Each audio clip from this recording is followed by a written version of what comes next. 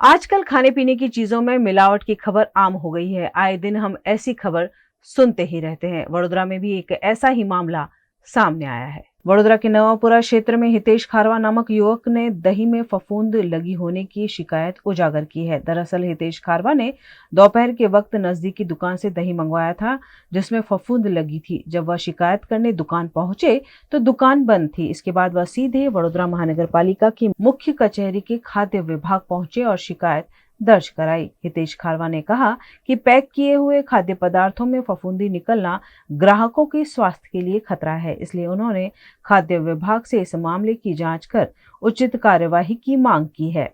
હું આરા પાલિકા વિભાગમાં આવ્યો હતો। મેં આજે બપોરે અમૂલ મસ્તી દહીં મંગાવ્યું હતું। એ પેકેટ ખોલતાની સાથે જ એમાં ફૂગ દેખાઈ હતી।